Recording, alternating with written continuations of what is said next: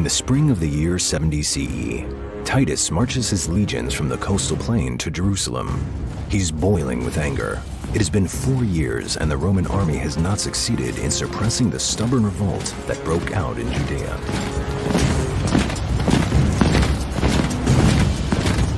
The Jews fight courageously for every piece of land. Even the esteemed commander Vespasian, Titus' father, could not defeat them. Now, after his father's appointment to emperor, it's Titus' turn to manage the campaign.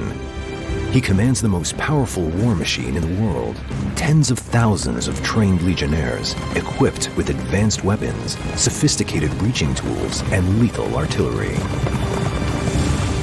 Against the mighty Roman army stands a small force of fighters who will fight for their freedom until their last drop of blood.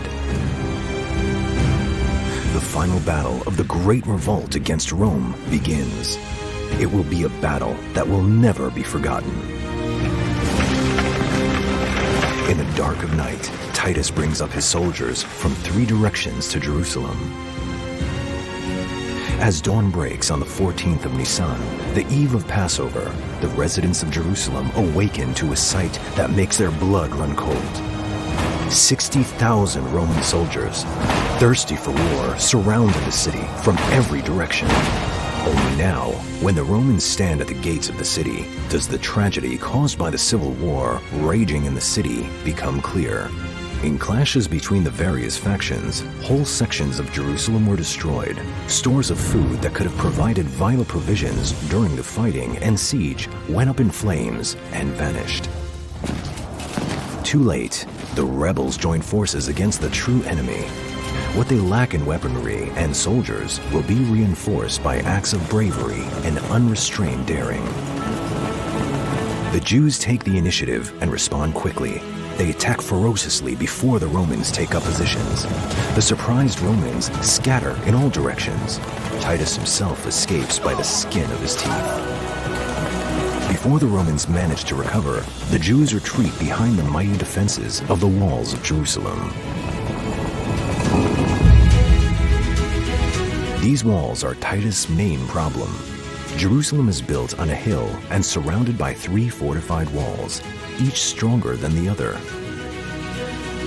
To breach such a wall, Titus must raise huge earthen ramps and bring up siege towers and battering rams to breach it. In excavations conducted in Jerusalem, in the Russian compound, remains of the 3rd wall have been found. It is the outer wall of the ancient city. We have here testimony to the battle. We found more than 70 catapult stones right here at the front of the wall, so that we know a battle took place here. The number and density of the catapult stones and their locations are basically the testimony that there was a battle here during the Roman period, dated according to the potsherds. The evidence enabled us to conclude that we are dealing with a section of the 3rd wall through which the Romans penetrated Jerusalem. With these huge catapult stones, Titus' soldiers bombarded the Jewish defenders, thus ensuring that they would not disturb the builds of the ramping. Each of these stones weighs about 26 kilograms and flew at a speed of tens of kilometers per hour. When a stone like this crashed into the wall, it was better not to be there. Under heavy artillery cover, the iron rams climbed to the top of the wall and pierced it. The noise is deafening. The largest battering ram of all, nicknamed Nikon, the victor, was the first to breach the wall.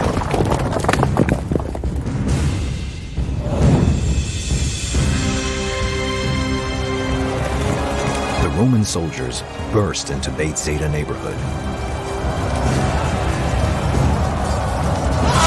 They slaughter the residents without mercy and set the entire neighborhood on fire. Within a few days, the 2nd wall also falls. The Jewish defenses begin to disintegrate.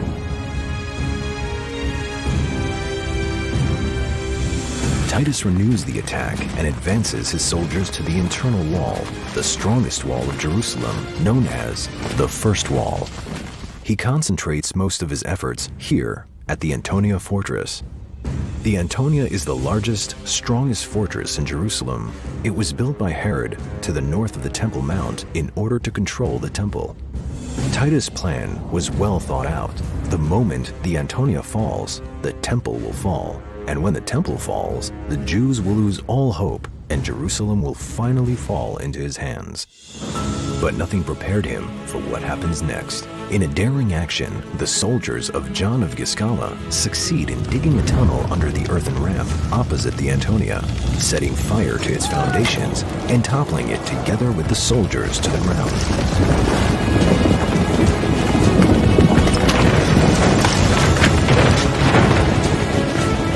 At the same time, Simon Bar Giora attacks the ramp opposite the first wall and sets it on fire. Hundreds of Roman soldiers are killed and wounded. All at once, the Roman attack is halted and the entire Roman army is driven out of the city. Stunned by the failure, Titus gathers his commanders urgently and decides to change tactics. If it is not possible to break into the city, he will surround it from without and starve the Jews to death. In a record time of only 3 days, Titus builds a giant siege wall around Jerusalem, a choke ring 7 kilometers long that effectively blocks off all supply lines. Now, starvation sets in to cruelly afflict the city. Affluent people scour the gutters to find scraps of food, and small children whose parents have starved to death wander the streets in search of a piece of bread. The tension in the city grows. Those who are left with a little food eat in secret. Others try to evade the zealots and escape from the city. Most of those who try to flee are caught by the Romans and crucified on wooden beams around the city walls. Fatigue and starvation weaken the Jewish fighters. This is Titus' chance to deal the crushing blow to Jerusalem. The Roman army is concentrated on one task: to conquer Antonia Fortress and break through to the temple.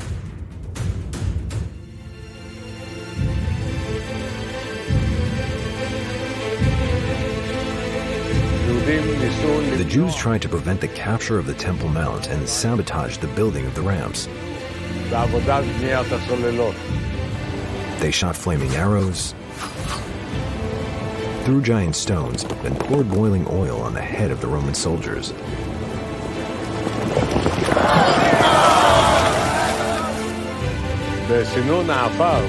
In the Temple Mount sifting project, iron arrowheads were found. These arrowheads were used for catapult fire.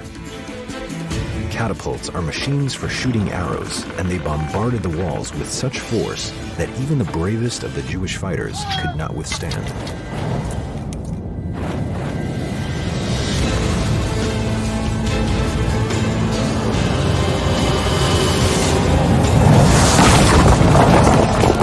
After fierce battles, Titus' soldiers gained control of the Antonia.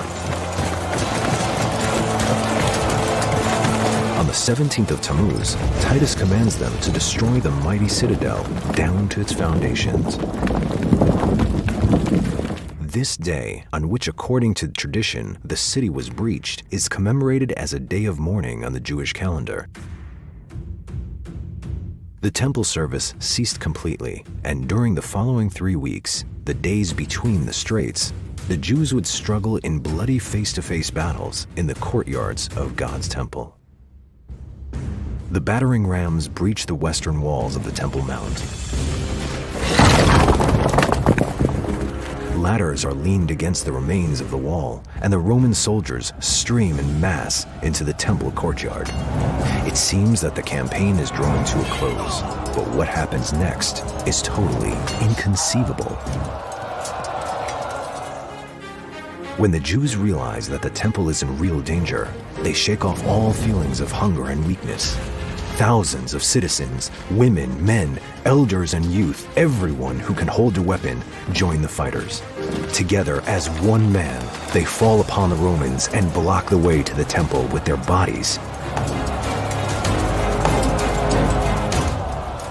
Only one weapon can beat the fire of faith that burns in the hearts of the Jewish fighters: the burning fire of torches. And thus, On the night of the 9th of Av, Titus sets fire to the gates that surround the Temple Mount. On their way to the temple, the Romans burst through, killing, stabbing, and trampling everyone in their path.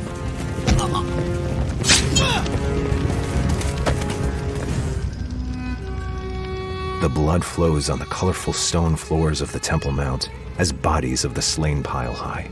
The flames quickly spread and approach the entrance to the temple. A moment before it goes up in flames, Titus gathers his commanders for a final consultation to determine the fate of the temple. Josephus claims that Titus opposed destroying the temple, which in his eyes was the glory of human creation. According to Josephus, the fire was caused by accident by a Roman soldier who inadvertently tossed a burning torch into the sanctuary. But most scholars do not believe this is really true. The anger over the many casualties caused by the Jews and the understanding that as long as the temple stood, the Jews would continue to fight, decided the temple's fate. Let them see and fear. On the 9th of Av, towards evening, Titus gave the order, and the following day, the 10th of Av, his soldiers set fire to the sanctuary. The temple that had been the source of inspiration, faith, ethics, and righteousness for the Jewish people and all humanity for centuries now went up in flames. The cries of pain of the Jews rose up to the heavens. Titus commands the burning of the lower city. In the upper city, the rebels continue to fight stubbornly for another month until the Romans take control of it too and set it ablaze.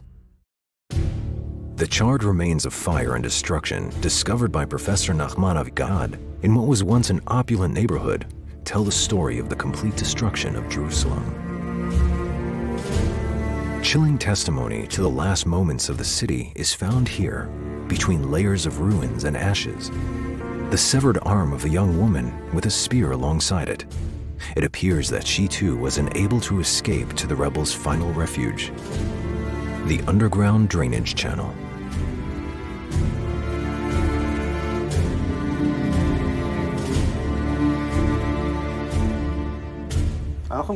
We're inside the drainage channel, where the rebels hid 2,000 years ago. The last of the Jerusalem residents hid in this tunnel, here, where we stand. Suffocating darkness and terrible fear surrounded them. The Romans searched for them, found them, broke through the ceiling of the tunnel, and killed everyone. Among the finds discovered here that testify to the horror was this Roman sword, the Roman gladius, found on the tunnel floor.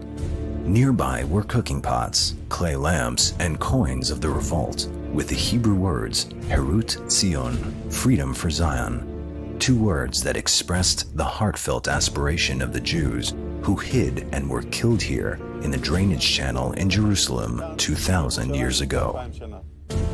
It is possible that the death of these people in the depths of the ground was preferable to the horrors suffered by their brethren who were taken captive.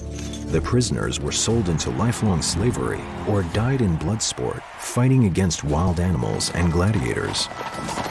In pain, shock, and sorrow, the Jewish prisoners are marched through the streets of Rome. And before them go the spoils of war from Jerusalem, the golden menorah, and the holy vessels of the temple.